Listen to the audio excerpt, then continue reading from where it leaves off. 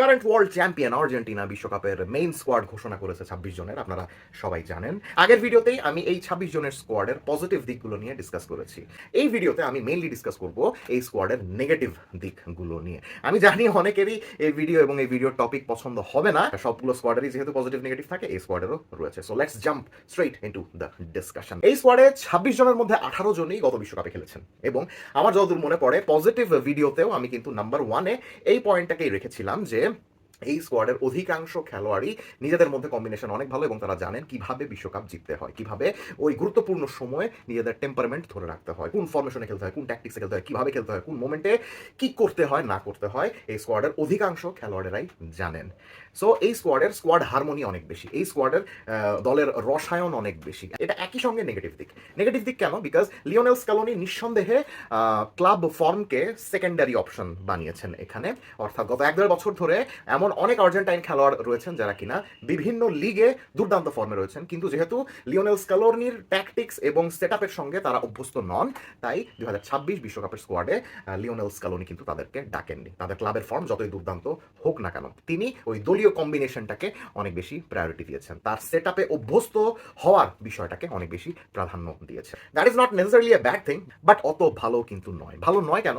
Because গত কয়েকটা বিশ্বকাপের প্যাটার্ন যদি আমরা লক্ষ্য করি, একটা বিশ্বকাপ জয়ী দল পরবর্তী বিশ্বকাপে যখনই অধিকাংশ বিশ্বকাপ জয়ী দলের সদস্যকে নিয়ে গিয়েছে, তাদের ফলাফল কিন্তু অত ভালো হয়নি। যেমন ধরেন 2006 সালে ইটালি বিশ্বকাপ জিতলো, 2010-এ তারা ওই একই প্যাটার্ন ফলো করতে চাইলো, একই কোচকে নিয়ে আসলো, মার্সেলো লিপ্পিকে নিয়ে আসলো, এবং 2006-এ ওই স্কোয়াডে যারা যারা ছিলেন তাদের অধিকাংশকে 2010-এও তারা নিয়ে আসলো, অনেক বয়স্ক খেলোয়াড়কে তারা নিয়ে এসেছে।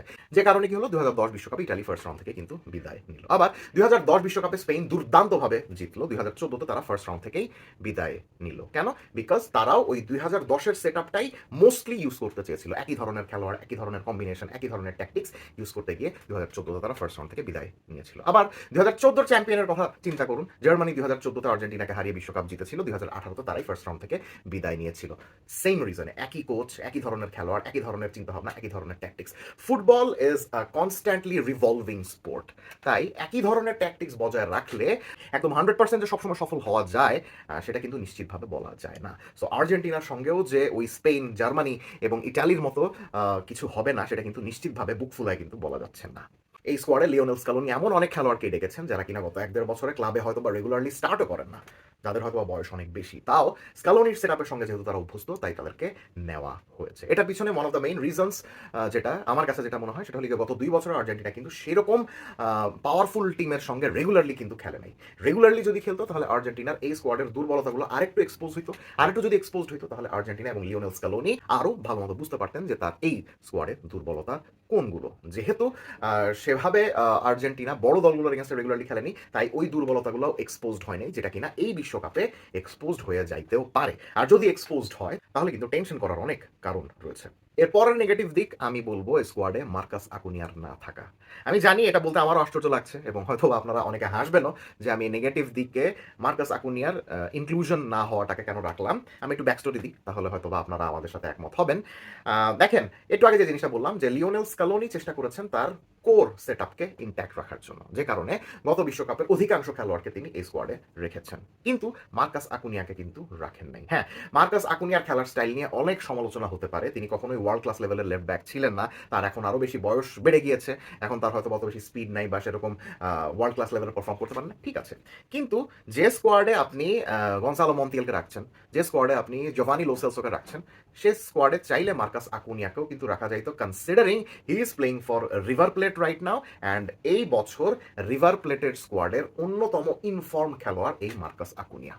জানি অনেকেরই আশ্চর্য লাগবে, আমার কাছে আশ্চর্য লেগেছিল, কিন্তু আমি গত কয়েক মাসে রিভার প্লেটের কিছু খেলা ফলো করার পরে যে জিনিসটা দেখলাম যে মার্কাস আকুনিয়া এই রিভার প্লেট স্কোয়াডের অন্যতম main character, one of the leaders, অসাধারণ খেলতেছেন লেফট ব্যাক থেকে, এবং লেফট ব্যাকে তিনি অন্যতম মেইন ক্রিয়েটারের ভূমিকা পালন করতেছেন। এই লোকটার এত বেশি বকাঝকা করা হয়, কিন্তু এই বয়সে এসেও তিনি রিভার প্লেটের মতো একটা ক্লাবে হাই ইন্টেন্সিটি ফুটবল রেগুলারলি খেলে যাচ্ছেন। তাই স্ক্যালোনি যেহেতু তার মেইন সেটআপ চেঞ্জ করতেই চান নাই, তাই উনি চাইলেই কিন্তু অনায়াসে মার্কাস আকুনিয়াকে রাখতে পারতেন। হয়তোবা তার ফিটনেস এখনো 100% নয়, যে কারণে লিওনেল স্ক্যালোনি তাকে রাখেননি। কিন্তু তার ফিটনেস যদি 100% হয় তাহলে তিনি চাইলে কিন্তু আকুনিয়াকে রাখতে পারতেন। এর পরের নেগেটিভ দিক বয়স এবং ফিটনেস। এই দলের অনেক খেলোয়াড় এখনো সম্পূর্ণ ফিট নন বা সদ্যই ইনজুরি থেকে ফিরেছেন। লিসান্দ্রো মার্টিনেজের কথা চিন্তা করুন, তিনি কয়েকদিন আগেই ম্যানচেস্টার ইউনাইটেডের হয়ে ইনজুরি থেকে ফিরেছেন। আবার ক্রিস্টিয়ান রোমেরো তো এখনো ইনজুরিতেই আছেন এবং উনি রেগুলারলি ফিট হওয়ার জন্য চেষ্টা করে যাচ্ছেন এখনো। নিকো পাজ সম্প্রতি ইনজুর্ড হয়েছেন, এখনো তিনি আস্তে আস্তে ফিট হচ্ছেন। লিওনেল মেসি কিছুদিন আগে ইনজুরিতে পড়েছিলেন, হ্যাঁ তার বিশ্বকাপ স্বপ্ন শেষ হয়ে যায়নি, কিন্তু তাও তিনি ইনজুরি থেকে সুস্থ হওয়ার পথে রয়েছেন। নাহুয়েল মলিনারও একই অবস্থা। গতকালকে বোকা জুনিয়র্সের একটা ম্যাচ দেখছিলাম, সেখানেও দেখলাম যে লিয়ান্দ্রো পারেদেসও কিন্তু আনফিট হয়েই খেলছিলেন। সো এই ব্যাপারগুলো এত বড় একটা বিশ্বকাপে আর্জেন্টিনার স্কোয়াডে ইস্যু হয়ে দাঁড়াতে পারে, বিকজ এই বিশ্বকাপটা অন্য যে কোনো বিশ্বকাপের থেকে অনেক বড়। খেলোয়াড়দেরকে আগের থেকে আরো অনেক বেশি ফিট থাকতে হবে। হাই ইন্টেন্সিটি গেমে আর্জেন্টিনার এই সকল বয়স্ক খেলোয়াড়েরা সেভাবে সার্ভাইভ করতে পারবে কিনা, এক্সট্রা টাইমে রেগুলারলি যদি ম্যাচ চলে যায় তাহলে ওই এক্সট্রা সময় খেলার জন্য আর্জেন্টিনার খেলোয়াড়েরা, এই বয়স্ক খেলোয়াড়েরা সেরকম কনসিস্টেন্টলি প্রেস করতে পারবে কিনা, বা তরুণ ফরওয়ার্ডদের এগেনস্টে মাল্টিপল ট্রানজিশন সিচুয়েশন যখন সৃষ্টি হবে তখন ওই ট্রানজিশনকে আটকানোর মতো আর্জেন্টিনার বয়স্ক খেলোয়াড়দের ওই দম রয়েছে কিনা, এগুলো কিন্তু অনেক বড় প্রশ্ন। এরপরে আর্জেন্টিনার এই স্কোয়াডের অন্যতম মেইন প্রবলেমের জায়গা হলো গিয়ে এই গত 4 বছরে আর্জেন্টিনা আনহেল দি মারিয়ার একটা প্রপার ব্যাকআপ এখনো সৃষ্টি করতে পারে নাই। আলেহান্দ্রো গার্নাচোর প্রতি অনেক আশা ছিল, ভরসা ছিল, কিন্তু ওই আশা ভরসাটা একরকম ধ্বংস হয়ে গিয়েছে। তিনি ম্যানচেস্টার ইউনাইটেডেও তেমন প্রপারলি খেলতে পারতেন না, তার অ্যাটিটিউডের অনেক সমস্যা ছিল। ম্যানচেস্টার ইউনাইটেড থেকে চেলসিতে যখন আসলেন একই অবস্থা দেখছি, তার ফর্ম সেরকম ভালো মতো নাই, তিনিও প্রপারলি রেগুলারলি চেলসির হয়ে খেলছেন না, খেললেও সেরকম আলো ছড়াতে পারছেন না, যেটার খেসারত উনি দিয়েছেন স্কোয়াডের জায়গা হারিয়ে।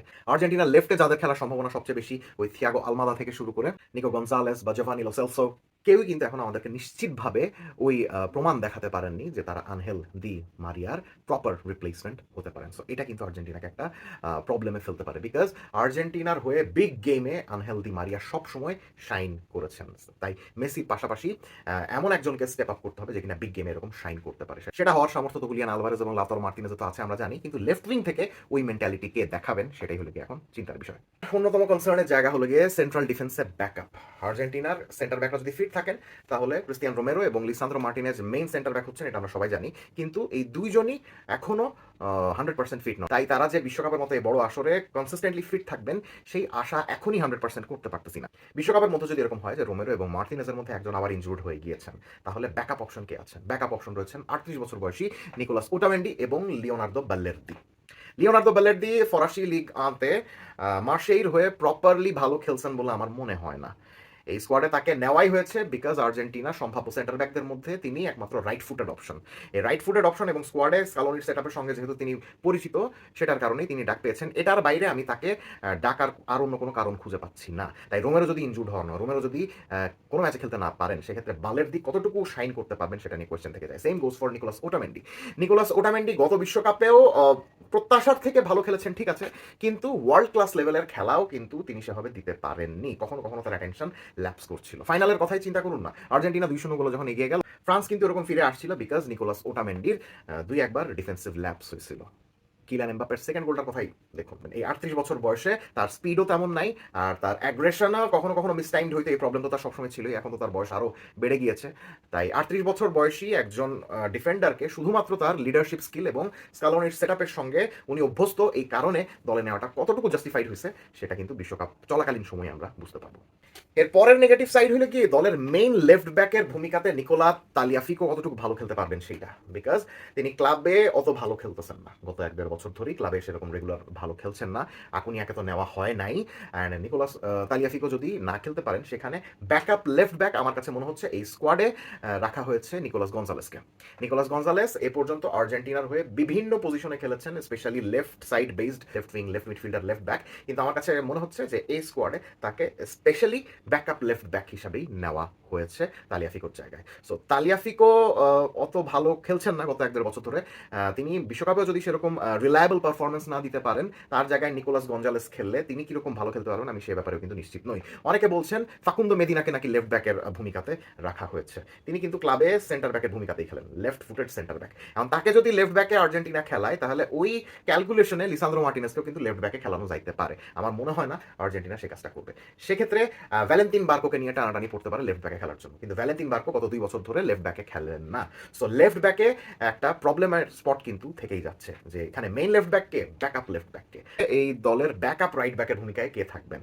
মেইন রাইট ব্যাকের ভূমিকাতে নাহুয়েল মলিনা থাকবেন, সেটা আশা করা যায়, কিন্তু তিনি অনেক বেশি অ্যাগ্রেসিভ।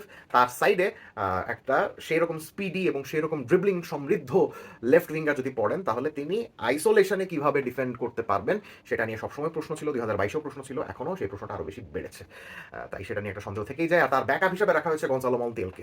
মন্তিয়াল গত 1-2 বছরে ক্লাবের হয়ে কি করেছেন আমি ঠিক জানি না, বা তাকে ডাকার পেছনে তেমন কোনো জাস্টিফিকেশন পায় নাই, apart from the fact that he takes good penalties. আর্জেন্টিনার খেলা যখনই পেনাল্টি শুট আউটে যায়, তখন একটা প্রপার শুটার হিসাবে তাকে খেলানো যাইতে পারে। ওইটা বাদে আমি এই 2026-এ মন্তিয়ালের উপরে ভরসা রাখার আর অন্য কোনো কারণ খুঁজে পাইতেছি না। এরপরে আরেকটা নেগেটিভ সাইড হলো গিয়ে ম্যাক্সিম পেরনের না থাকা। আপনারা সবাই জানেন যে নিকো পাজকে অনেকেই নতুন লিওনেল মেসি বলছেন। নিকো পাজ কোমর হয়ে গত 2 সিজন ধরে দুর্দান্ত খেলছেন, সেস্ক ফ্যাব্রিগাসের কোমো, আপনারা সবাই জানেন।